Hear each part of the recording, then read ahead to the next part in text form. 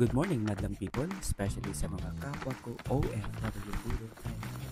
Siya nga pala, idol, ngayon ay Sabado, may pa pala akong nakatagong regalo mula sa aking estudyante. At alam niyo ba na halos mag-iisang taon na bago ko ito buksan? At dahil magkakape ako, bubuksan ko na ang pinaka-special na mug or cup sa buong mundo, ang bigay ng mga estudyante ko. Siya nga pala, idol, ano yung tawag ninyo sa sound, yung ini-enjoy ng mga ibang tao na sound? Parang ganito yung tunog ng kuluskos or yung sound na nag-create ng isang bagay. Tapos yung content ng iba dito sa TikTok, yung sound ko. Basta, yun yun. So ito, pakinggan nyo itong tunog habang binubuksan ko itong cup or mug. Wow, ang ganda naman talaga kapag bigay. Bigay from the hearts. Ayan, bigay ito ng 3 or 4 kong estudyante. Magkabarkada kasi sila. Parang ito ay bigay nila ng Pasko, Christmas gift nila sa aking mga estudyante.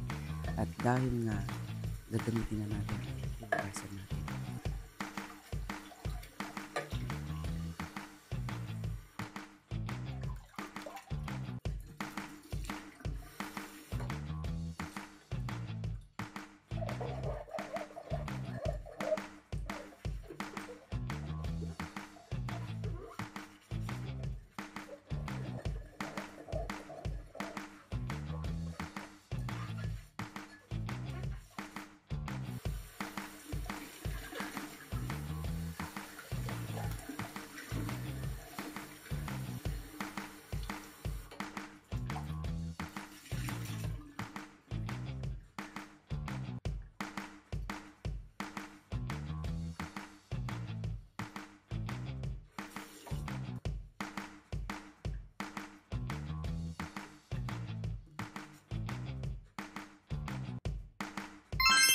At ito na ang kape natin today. Wala muna tayong asukal today. Iwas muna tayo sa mga asukal.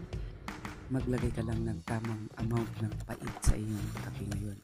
At ang dapat mong ilagay ay katumbas lamang ito ng pait na idinulot sa iyo ng iyong ex.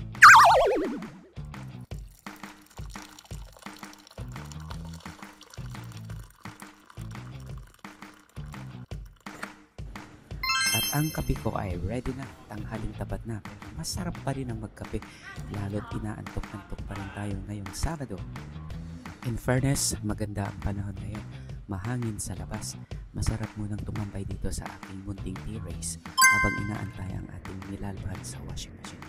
Muli, ito po si Christopher Labrador Rosario, your OFW Guru Thailand. Smile naman dyan!